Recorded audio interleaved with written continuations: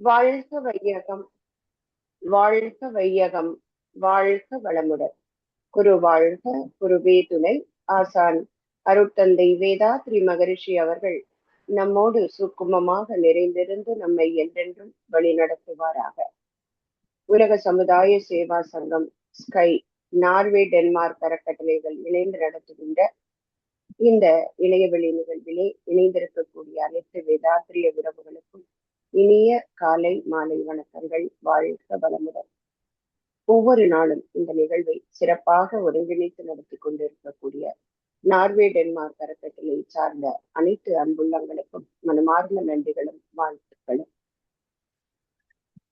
இந்த அருமையான வாய்ப்பினை நல்கிய இறைநிலைக்கும் குரு எங்களை வழிநடத்தி கொண்டிருக்கும் முதுநிலை பேராசிரியர் பெருமக்கள் அனைவருக்கும் நன்றிகளும் வாழ்த்துக்களும்.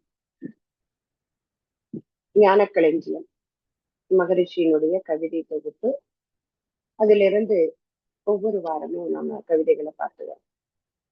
அந்த வகையில இன்னைக்கு சொர்க்கம் நரகம் மயக்க நிலை அப்படிங்கிற ஒரு பாடல் பார்த்தோம். ஏற்கனவே சென்ற வாரம் பார்த்தோம் சொர்க்கம் நரகம் அப்படிங்கிறத பத்தி. சொர்க்கம்னா என்ன, நர அகம் அப்படின்னா என்ன என்பதை மகரிஷி அப்படி சொல்ல பிரித்து பொருள் கொடுப்பாங்க. மேலும் அதுல தெரிஞ்சுக்க வேண்டிய ஒரு ஆழ்ந்த பொருள் என்ன அப்படின்னா, நாம சாதாரண வாழ்க்கையில நமக்கு சொல்லி கொடுக்கப்பட்ட இந்த சொர்க்கம் நரகம் அப்படிங்கிற வார்த்தை நம்முடைய வாழ்க்கைக்கு பிறகு ஆனதான, இந்த உடலை விட்டு உயிர் பிரிந்த பிறகு வருவதாக நாம இது வரைக்கும் கேட்டிருக்கோம். ஆனா மகரிஷி அதுக்கு அருமையான ஒரு மாற்று விளக்கம் கொடுக்குறாங்க. வாழ்க்கையை எப்படி அமைத்து கொண்டால் இருக்கும் போதே வாழ்க்கை சொர்க்கமாக இருக்கும், அப்படி இல்லை என்றால் அந்த வாழ்க்கை எப்படி நரகமாக போகிறது அப்படின்னு சொன்னாங்க. இந்த பாடல்ல என்ன சொல்ல வராங்க, சொர்க்கம் நரகம் என்பது நமக்கான ஒரு ஒரு அச்சமூட்டி ஆசை காட்டி நமக்கு ஒரு நல்ல விஷயத்தை அதாவது படிப்பிப்பதற்காக நமக்கு கொடுத்திருந்தாலும், மனிதன் எப்படி மயக்கத்துல மாட்டிக்கிட்டு வாழ்க்கைய சொர்க்கமாக வளர்க்கறதுக்காக பிறந்த வாழ்க்கைய நரகமாக மாற்றிக்கொள்கிறார். மகரிஷி அவர்கள் இந்த தொகுப்புல நிறைய இடங்கள்ல பக்தி யோகத்தோட தாண்டிய ஞான யோகத்தை பத்தி பேசுறாங்க. அம்மா கூட நேற்று அதை பத்தி ரொம்ப அழகா சொன்னாங்க. நம்முடைய அறிவு உயர்வதற்காக ஏற்படுத்தப்பட்ட வழிமுறைகள். அப்ப அந்த வழிமுறைகள்ல சொல்லப்பட்ட கதைகளை மட்டும் எடுத்துக்கிட்டோம். ஆனா அந்த கதைகளுக்கு உள்ளே இருக்கக்கூடிய அந்த ஆழ்ந்த பொருளை நாம விளங்கி கொள்ள மறந்துட்டோம். அதனாலதான் பழக்கத்துக்கும் விளக்கத்துக்கும் இடையே போராடுபவன் மனிதன் அப்படின்னு சொல்ல. மனிதன் ஆதி மனிதனா தோன்றின காலத்துல இருந்து இன்னைக்கு வரைக்கும் பார்த்தோம்னா, ஒவ்வொரு காலகட்டத்திலையும் அறிவின் வளர்ச்சியில அவன் தன்னைத்தானே மாற்றிக்கொண்டு வந்திருக்கிறான் இல்லைங்களா? முதல்ல பிறந்த மனிதனுக்கு உடை தேவையா இல்ல, அவன் ஒரு ஒரு கற்கால மனிதனாக வாழ்ந்திருந்தான். அதுக்கப்புறம் நாகரீகம் அப்படின்னு சொல்லுவாங்க மகரிஷி இல்லையா? அகம் இரிகம், அதுதான் நாகரீகம். பேசுவது, உள்ளே நினைப்பது, அது ஒரு பண்பை ஒத்ததாக இருந்தா அதுதான் நாகரீகம். அருமையான விளக்கம் பாருங்க. இன்னைக்கு நாகரீகம்ங்கிற வார்த்தையை ரொம்ப சுலபமா நம்ம தூக்கி போட்டோம். இதுதாங்க இன்னைக்கு நாகரீகம். எது? அந்த செயல் நம்முடைய மனதுக்கும் நம்முடைய சொல்லுக்கும் சரியா இருந்து ஒரு பண்பாடை உருவாக்க வேண்டும். அப்படிப்பட்டதுதான் நல்ல நாகரீகம் அப்படின்னு சொல்றோம். அப்ப அப்படி கற்றுக்கிட்ட மனிதன் வந்தா அவனை வழிபடுத்துவதற்காக பல மதங்கள் தோன்றியது, புராணங்கள், இதிகாசங்கள், வேதங்கள். இதெல்லாம் எதுக்கு? இந்த பிறப்புக்கும் இறப்புக்கும் இடையே வாழறானே மனிதன், அந்த வாழ்க்கைய இனிமையா ஆக்கிக்கிறதுக்கு. ஆனா இது தெரியாம வாழும்போது மகரிஷி ஒரு இடத்துல சொல்றாங்க, சுகதுக்கம் அனுபவித்தேன் சோர்வு கண்டேன் அப்படின்னு. என்ன வாழ்க்கை இது? மாறி மாறி சுகம் வருது, துக்கம் வருது, இது ரெண்டையும் மாறி மாறி அனுபவிச்சுட்டு இருந்தேன். சுய அறிவால் ஆராய்ந்தேன்.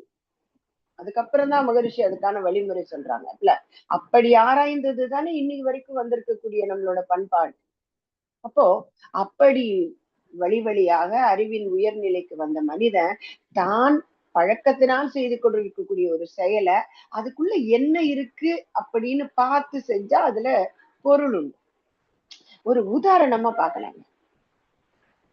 ஒரு காலத்துல எல்லாம் உணவு சமைச்ச உடனே அந்த உணவை காக்காத்துக்கு வச்சுட்டு படைக்கிறதுங்கிறது நம்மளோட மரபுல இருக்கக்கூடிய ஒரு விஷயம் இல்லைங்களா?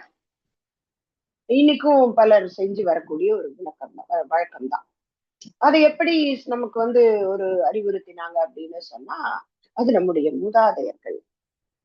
நிஜமா மூதாதையர் தாங்க. நமக்கு முன்னாடி இருக்கக்கூடிய ஓரறிவு எல்லாம் நம்முடைய மூதாதையர் தானே. நாம வந்த வழியில நமக்கு முன்னாடி வந்த அந்த பாதையில வந்தவங்க தானே அந்த ஓரறிவு, ஈரறிவு எல்லாம். ஆனா எப்படி சொன்னாங்க? நம்முடைய மூதாதையர்கள் காகமாக வருவாங்க. அவங்க சாப்பிட்டுட்டாங்கன்னா அது நல்லது.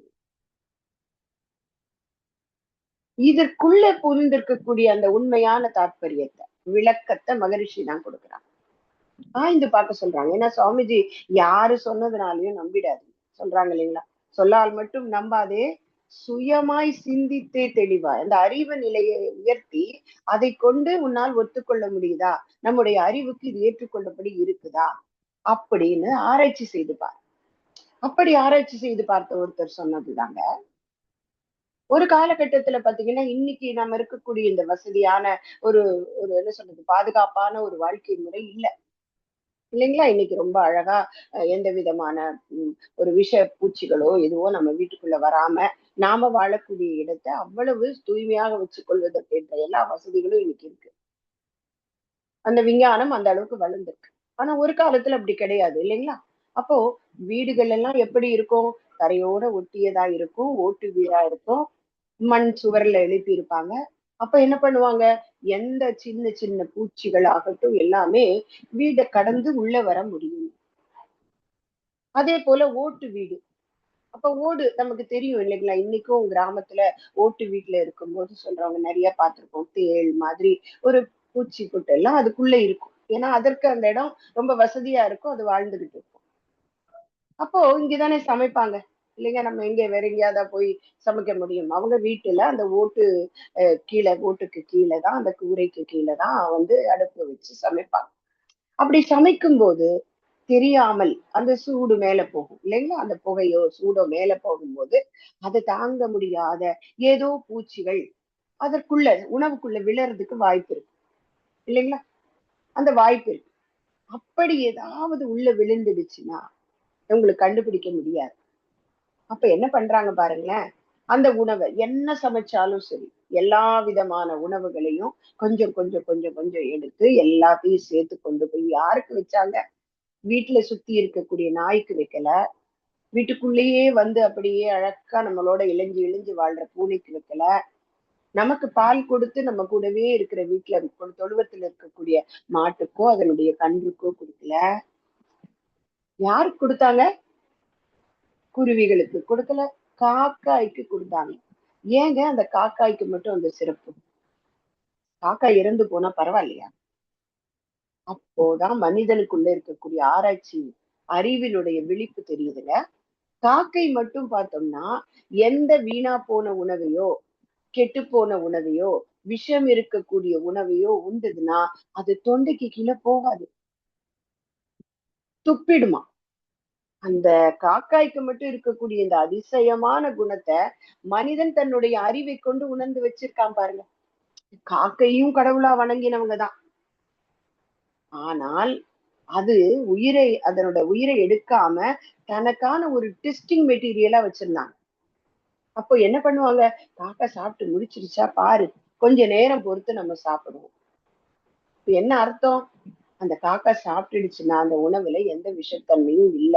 அப்படி இல்லாம இருந்ததுன்னா, காக்கா அத வெளிய தள்ளிடும். அப்ப அதுல என்னமோ இருக்கு. அப்ப இதுதானே உண்மையான விளக்கம்.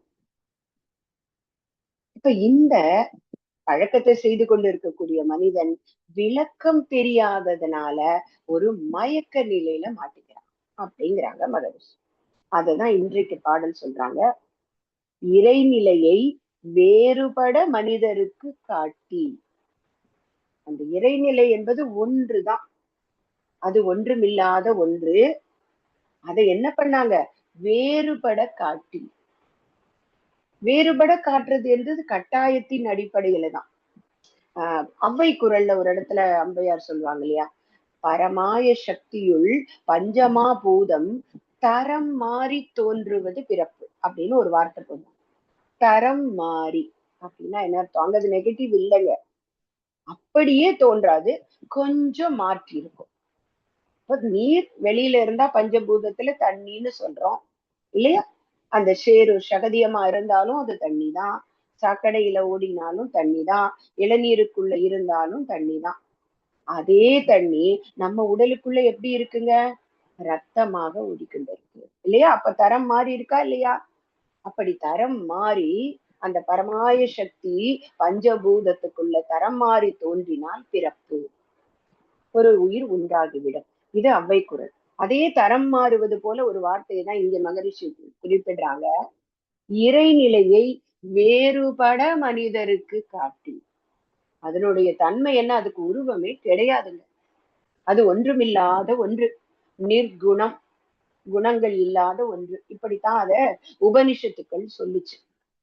எது தெய்வம் அப்படின்னு கேட்டதுக்கு ரொம்ப ஒரு அருமையான ஒரு சென்டென்ஸ்ல உபனிஷத்துக்கள்ல சொல்றாங்க, எந்த ஒன்றை கண்ணால் பார்க்க முடியாதோ, ஆனால் எந்த ஒன்றை கொண்டு கண்கள் பார்க்கிறதோ அதுவே தெய்வம் என்று அறிவு. ரொம்ப குழப்பமா இருக்குங்க, நமக்கு தோணுது இல்லைங்களா? என்ன வரி பாருங்களேன், எந்த ஒன்றை கண்களால் பார்க்க முடியாதோ அது புரிஞ்சிருச்சு. அப்ப உருவம் இல்லாத ஒன்று, அது அரூபம், அது ஒரு சுத்த சைத்தன்யம், அது எல்லா இடத்துலயும் இருக்கு. அததான் அப்படி சொன்னாங்க. இரண்டாவது வரி என்ன சொல்றாங்க? எந்த ஒன்றை கொண்டு கண்கள் பார்க்கிறதோ. அப்ப இங்க நம்ம கிட்டயும் வந்துட்டாங்க. அங்க தெய்வம், தெய்வ சக்தி தான், அதனுடைய எல்லையற்ற அறிவு தான் நமக்குள்ளே அறிவாக இருக்கிறது. அந்த அறிவு தான் அந்த உயிரில் இருக்கக்கூடிய உயிரினுடைய படற்கை நிலையில மனமா இருக்கு. இதையெல்லாம் உணர்ந்து கொள்ளக்கூடிய அறிவா இருக்கு. சோ நான் பார்த்தேன் அப்படின்னு சொல்ற அந்த நான் யாருங்க? நான் என்பது அறிவு இல்லையா? நான் கண்ணாலதான் பாக்குறேன். நம்ம நடந்து போயிட்டு இருக்கும்போது எதிர்க்க ஒரு நண்பர் வராங்க, அவங்கள கண்ணாலதான் பாக்குறோம். ஆனா அப்புறம் அவங்க கவனிக்கல, நாம கிராஸ் பண்ணி போயிட்டோம். அப்புறம் ஒரு நாள் பேசும்போது சொல்றோம், அன்னைக்கு நடந்து போயிட்டு இருக்கும்போது நான் உங்களை பார்த்தேங்க, நீங்க தான் என்ன கவனிக்கல.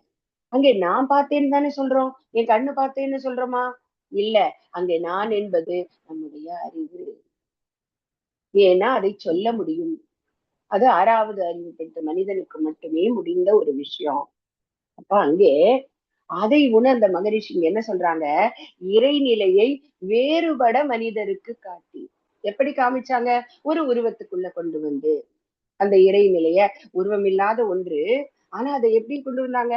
ஒரு நம்பிக்கை வழியில ஒரு மனிதன் புரிந்து கொள்ளணும் அப்படிங்கிறதுக்காக அவனுடைய வயதுக்கு ஏற்ப அத எப்படி கொடுத்தாங்க? வேறுபட உருவங்கள் உடையதாக கொடுத்தாங்க. அது கரெக்ட். அதுக்கு அடுத்ததுதான் மகரிஷி சொல்றாங்க, இதுல எங்க குழப்பம் வந்தது, ஏன் மயக்கம் வந்தது? இடைத்தரகராய் இருந்து பொருள் சுரண்டி வாழும் முறைகேடு ஒன்று. இதுதாங்க அங்க இருக்கக்கூடிய டிஸ்குவாலிட்டி. நம்மளோட டிஸ்குவாலிஃபை பண்ணக்கூடிய குவாலிட்டி எதுங்க? இந்த மூன்றும் தான். இடைத்தரகராய் இருக்காங்க. இடைத்தரகரோட வேலை என்ன? இரண்டையும் கனெக்ட் பண்ணி விடணும், கரெக்டா இல்லைங்களா?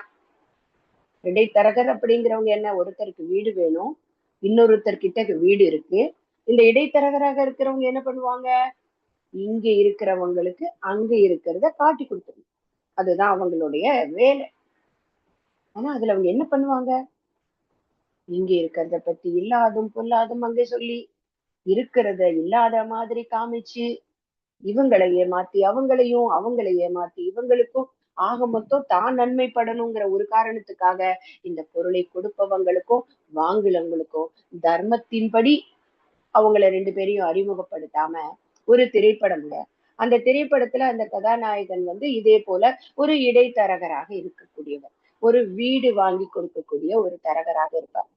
அவர் அன்னைக்கு அவரோட மனைவி கிட்ட கிளம்பும் போது சொல்லுவாரு, இன்னைக்கு நான் ஒரு நல்ல வீடு பார்த்து கொடுத்திருக்கேன், அதுல எனக்கு நியாயமாக வர வேண்டிய அந்த தொகை வரும், இன்னைக்கு சாயந்தரம் நம்ம வெளியில போகலாம், ஏன்னா அவங்க ரொம்ப ஏழ்மையில இருப்பாங்க அப்படின்னு மனைவி கிட்ட நிறைய சொல்லிட்டு சந்தோஷமா போவார்.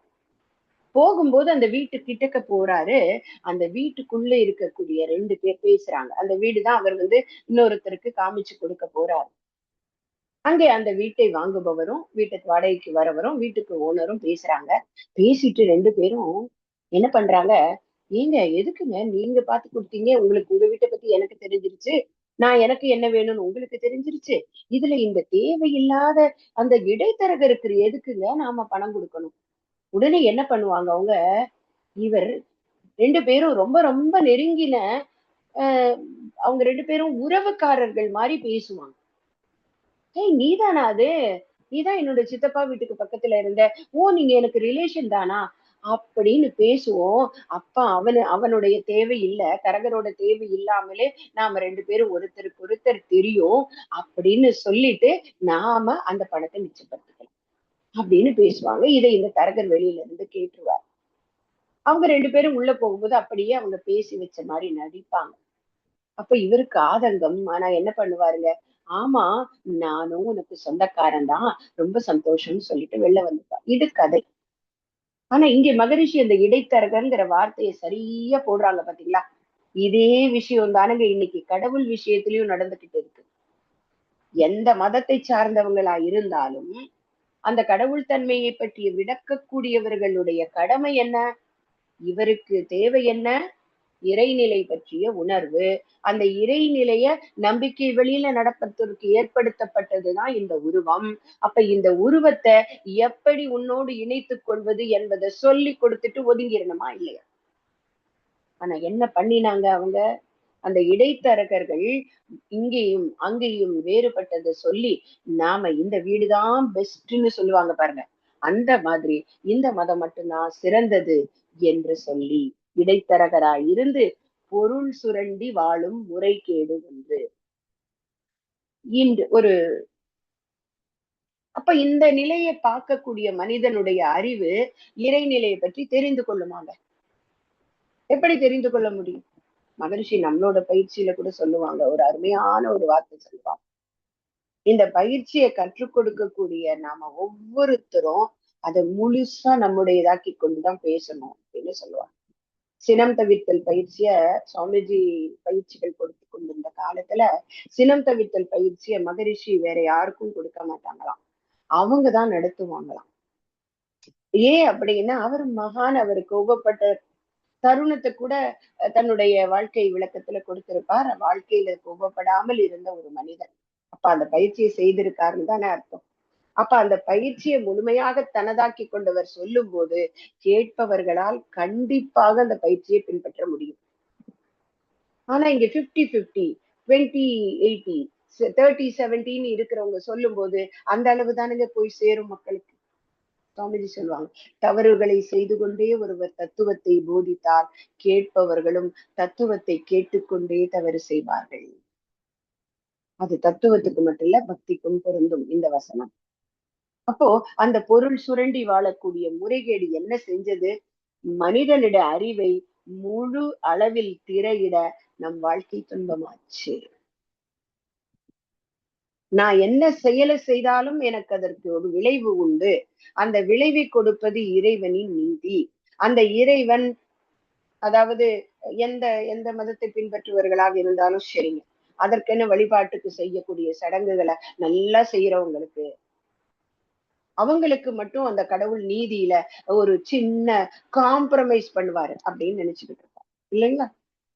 யாராக இருந்தாலும் இறை நீதி தவறாது. ஒரு ஒரு பழைய திரைப்படத்துல ஒரு அருமையான ஒரு விஷயத்தை குறிப்பிட்டிருப்பாங்க. அந்த இறைவன் என்பவன் ஆத்மார்த்தமாக உணரக்கூடியவன். அதை உணர்வதற்காக சொல்லக்கூடிய விஷயங்களை முழுமையா பின்பற்றினா இறைநிலையை பார்க்க முடியும். இறைநிலையை உணர முடியும். ஒரு சாதாரண மீனவர் இருப்பார். அங்கே ஒரு பெரிய வேத விற்பனர். அவர் வேதங்களை சொல்லி இறைவனை பற்றி அப்படியே பாடல்களும், மந்திர பூஜைகள், புனஸ்காரங்கள், யாகங்கள் நடத்தக்கூடியவர். இவருக்கு கடவுளை பார்க்கணுங்கிற ரொம்ப ஆசை. அவர் போய் கேட்பாரு, எப்படி சாமி கடவுளை பார்க்க? இவரோ ஒரு தன்முனைப்பின் உச்ச மயக்க நிலையில இருக்காரு. சரிங்களா? தான் பெரியவன் என்கின்ற ஒரு மயக்க நிலையில இருக்காரு. அவர் அந்த நிலையில எப்படி பார்ப்பாரு அவன? இவனெல்லாம் போய் கடவுளை பார்த்துட முடியுமா? நீ ஒரு சாதாரணவன், நான் எவ்வளவு செய்யறேன் அப்படின்னு சொல்லிட்டு உடனே என்ன பண்றாரு, ஒரு கிண்டலுக்கு அவங்க கிட்ட சொல்லி கொடுத்துட்டாரு. நீ மீனவன் தானே, அந்த சாமி பேரு சொல்லிக்கிட்டு நான் உன்னை பார்க்கணும் பார்க்கணும்னு சொல்லிட்டு கடலுக்குள்ள போ. ஒரு கடவுளுக்கு நெய்வேத்தியத்துக்கு ஏதோ ஒண்ணு செஞ்சு வச்சுட்டு கடலுக்குள்ள அப்படியே போ, உனக்கு கடவுள் பார்க்க முடியும் அப்படின்னு சொல்லி அனுப்பிச்சிட்டார். இங்க நம்பிக்கை தான் ரொம்ப முக்கியமான விஷயம் இல்லைங்களா? ஆனால் அந்த மீனவன் அந்த யாகம் செய்யக்கூடிய அந்த முனிவரை, அவரை அந்த ஒரு ஒரு இடத்துல இருக்கக்கூடிய அந்த வேத விற்பனரை ரொம்ப பெரிய நம்பிக்கையோட பாக்குறாரு. என்னன்னா, அவர் எனக்கு இறைவனை காட்டுவார். அந்த நம்பிக்கையில அவர் சொன்னதை ஏற்றுக்கொண்டு அவனோட அந்த சாதாரண லாங்குவேஜ்ல, அவனுக்கு மந்திரம் தெரியாது, பூஜை புனஸ்காரத்துக்கான எந்த விஷயமும் தெரியாது. என்ன பண்றாங்க, வீட்டுல ஒரு ஆளாக்கு அரிசியை செய்து வச்சுக்கிட்டு உள்ள போய் பாடிக்கிட்டே உள்ள போறான். மாரியாத்தா காளியாத்தான் அந்த படத்துல வர்றதுன்னு நான் சொல்றேன். அது எந்த கடவுளாகவும் இருக்கட்டுமே, அங்க நம்பிக்கை உள்ள போனா கடவுள் வருவதாக அங்கே காண்பிக்கிறாங்க. அங்க என்ன அர்த்தம், அவன் உணர்கிறான். எப்படி? தன்னுடைய சக மனுஷியாக பாக்குறான் அந்த இறைவனை. அந்த அம்பாள் வருவதாக அந்த கதையில சொல்லப்பட்டிருக்கு படத்துல. அப்படி வந்து உட்காந்து பேசுறாங்க. மகனே நீ என்ன பார்க்கணும்னு சொன்னியே அப்படின்னு. அதான் நீ இவ்வளவு அழகா இருக்கியா அப்படி எல்லாம் பேசிட்டு என்ன சொல்றாங்க, நீ வா வந்துடு, இந்த ஆழாக்கு அரிசிய பாழாக்க வேண்டாம், சாப்பிட்டுட்டு போயிடு. என்ன ஒரு வரி பாருங்களேன். எவ்வளவு கஷ்டப்பட்டு அங்க ஒரு கடவுளை பார்த்துட்டா அவங்க என்னென்ன கேள்வி கேட்பாங்க இல்லையா? எனக்கு அந்த வரத்தை கொடு, இந்த வரத்தை கொடு எல்லாம் கேட்காம நீ வந்து ஏன் நீ சாப்பிட்டுட்டு போ. ஆனா எனக்கு சக்கரை பொங்கல் எல்லாம் பண்ண தெரியாது, நான் வெறும் சாதம் தான் வச்சிருக்கேன், என்னோட மனைவிக்கு இவ்வளவுதான் தெரியும் அப்படி. உடனே அவங்க மனைவியும் உட்காந்து ரெண்டு பேரும் அந்த ஜீவனுக்கு உணவை கொடுத்து அது சாப்பிடுறத பார்த்து ரசிக்கிறாங்க அந்த ரெண்டு பேரும். இதுதானே இறை உணர்வு. இதுதானேங்க இறை உணர்வு. இன்னொரு ஜீவன் வயிற்றுல பசியோட வரும்போது உணவு கொடுத்து நிரம்பும் போது பார்த்து சந்தோஷப்படுறோமே, அதுதான் இறை உணர்வு. இங்க கான்செப்ட் நம்ம எப்படி எடுத்துக்கலாம். அப்ப கேக்குது உடனே, இறைவன்னா உடனே வரம் கொடுப்பாங்கல்ல, உடனே கேக்குறாங்க, பக்தா உன் பக்தியை மெச்சினோம், என்ன வரம் வேண்டும் கேள். ரெண்டு பேரும் ஒருத்தருக்கு ஒருத்தர் பாத்துக்கிறாங்க. பார்த்துட்டு, எங்களுக்கெல்லாம் ஒண்ணும் வேணாம் சாமி, இந்த உலகத்துல இருக்க எல்லாரும் சந்தோஷமா இருக்கு, யாரும் சாப்பாட்டு கஷ்டப்படக்கூடாது. திரும்ப திரும்ப அந்த கடவுள் கேக்குறாங்க. நல்லா யோசிச்சு பாரு, நீ இந்த கூரை வீட்டுலதான் இருக்கே, போய் மீன் பிடிச்சு தினமும் என்ன சொல்றது, ஒரு சாவுதான் இல்லையா, அது ஒரு தினந்தோறும் கடலுக்குள்ள போய் மீனை பிடிச்சு வந்து வித்து அதுலதான் பண்ணிட்டு இருக்கிற. உனக்கு வேணும், எனக்கு இது நிம்மதியா இருக்கு கடவுளே.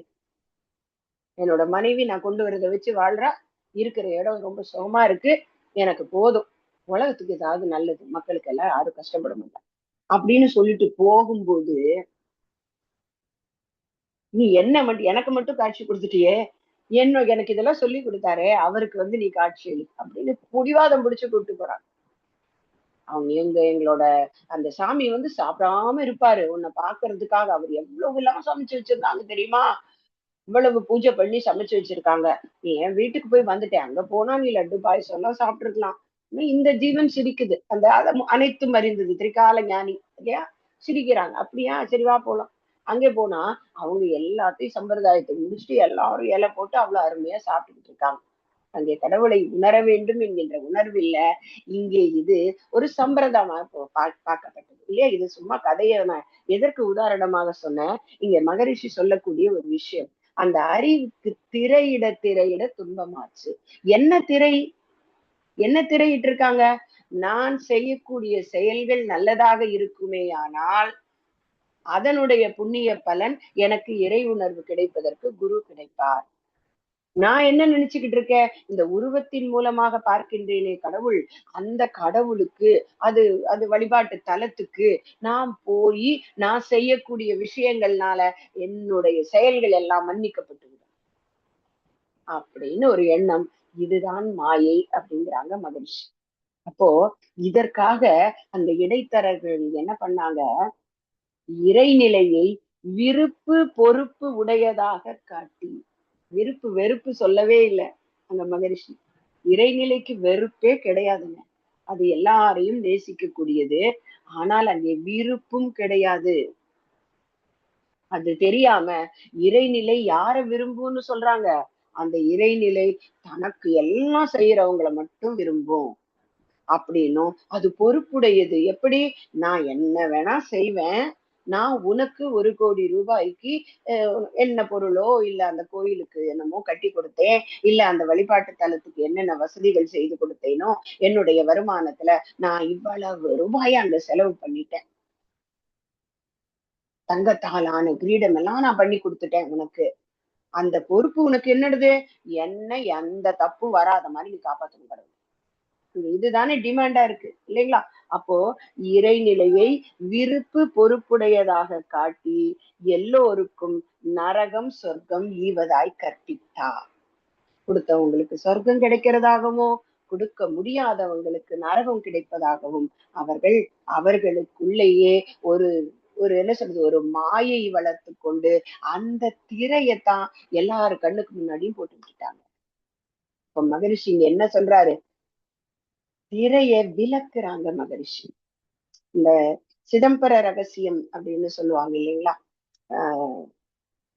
சிதம்பரம் நடராஜர் கோயில்ல சிதம்பர ரகசியம் அப்படின்னு ஒண்ணு காமிப்பாங்க. நிறைய பேர் பார்த்திருக்கலாம்.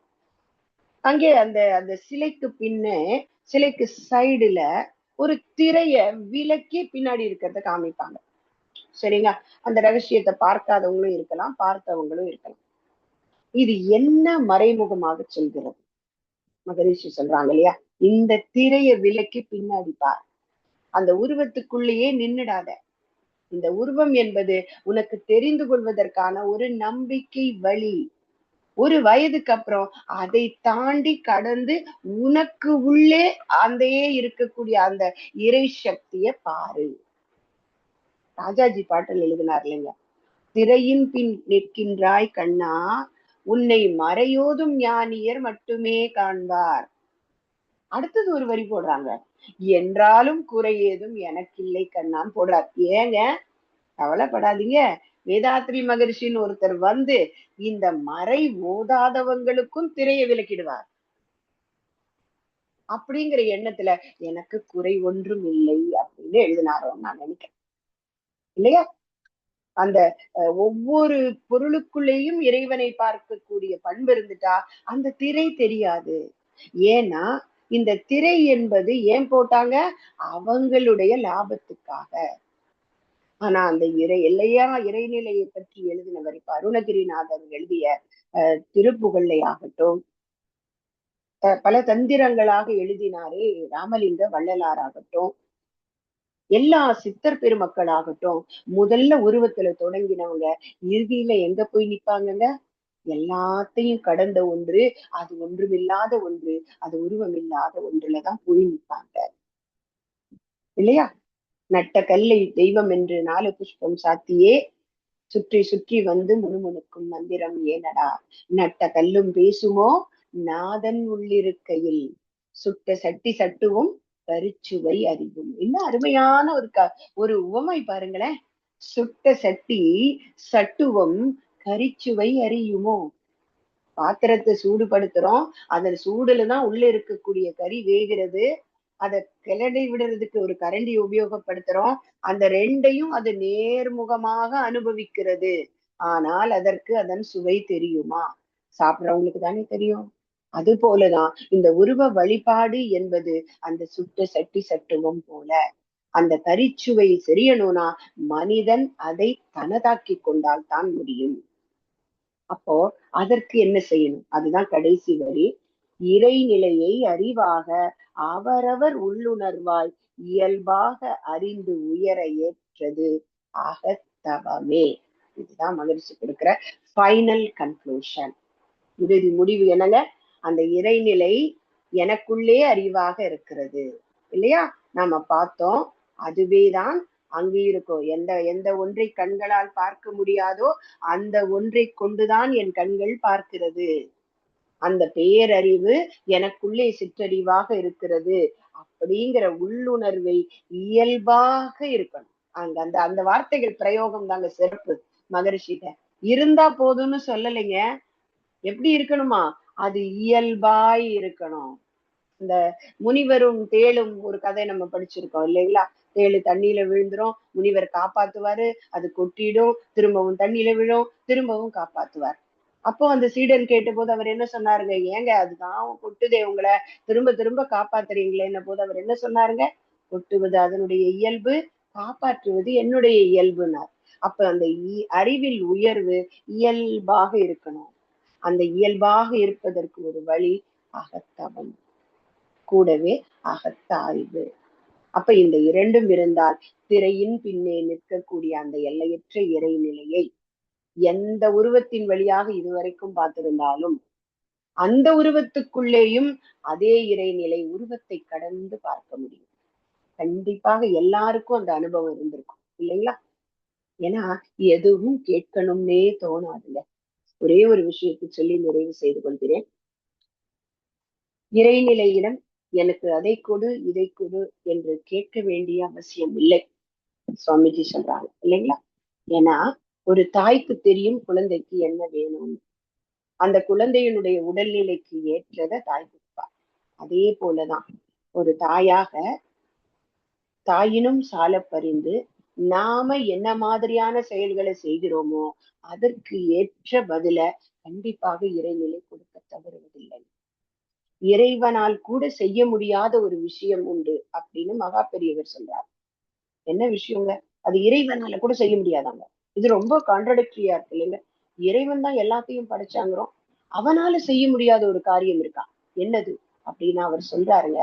இப்ப ஒரு மனிதன் தவறுகளை செய்து வாழறான், அதற்கு பதிலாக இறைநிலை அவனுக்கு அந்த தப்பு கணக்கிட்டு எதிர்பார்த்தா தானே ஒத்துக்காது, அந்த செயலுக்கு ஏற்ற விளைவை கொடுக்கும். அது அது இறை நீதி, அதை இறைநிலை கொடுத்துதான் ஆகும். ஆனால் செய்ய முடியாத ஒன்று என்றனா, ஒரு மனிதன் நல்லது செய்து கொண்டிருக்கும் போது அதற்கு பலனாக நல்லது வருவதை தடை செய்ய எவராலும் முடியாது, இறைவனாலும் முடியாது அப்படின்னு சொன்னாராம். ஆனா அப்ப ஏன் அது தவறுக்கு சொல்லல அப்படின்னா, அந்த தவறுகளை செய்தவனை தவறுகள் நேர்படாமல் மாற்றுவதற்கு ஒருவரால் முடியும். யாருங்க? குருவால் முடியும். குரு நினைத்தால் அந்த எப்பேற்பட்ட பஞ்சமா பாதகம் செய்தோரேனும் பகுத்தறிவால் விளைவறிந்து எண்ணி எண்ணி சஞ்சலத்தில் ஆழ்ந்து உள்ள முறுக்கத்தால் சன்மார்க்க நிலை காண துடித்து நின்றால் அஞ்சாதீர் அன்புடனே உமையும் ஏற்போம் அறிவு நிலை அறிவிப்போம் அப்படின்னு சொல்றாரு மகிழ்ச்சி. அவங்களுக்கு துஞ்சாமலும் கூட நாடுவோருக்கு துணை புரிதல் என் கடமையாக கொண்டோம். பஞ்சமா பாதகம் செஞ்சாலும் பரவாயில்ல, வாங்க நான் மாற்றிவிடுறேன். உங்களுடைய தற்சோதனையின் மூலம் மகத்தவத்தின் மூலம் எல்லாரையும் மாற்றி அவர்களையும் இறை உணர்வு பெற்றவர்களாக மாற்ற முடியும். ஆனால் அந்த குரு வழியாக நடந்து நல்ல செயல்களை செய்யக்கூடியவர்களுக்கு நன்மை நடப்பதை இறைவனாலும் தடுக்க முடியாது. அப்போ நம்முடைய நோக்கம் என்ன? இறை உணர்வும் அறநெறியும் பெற்று இனிமையாய் வாழ்தல். அதற்கு உறுதுணையாக இருப்பது மகரிஷியின் தத்துவம். இந்த மாயையிலிருந்து விலகுவதற்கு, அந்த பொருளல்லவற்றை பொருளென்று உணர்ந்து கொண்டிருக்கிறோம், அந்த மயக்கத்திலிருந்து வருவதற்கு இந்த தத்துவங்கள் நமக்கு துணை புரிகிறது என்று கூறி நல்லதொரு வாய்ப்புக்கு நன்றி பாராட்டி அமைகிறேன். நன்றி. வாழ்க வளமுடன்.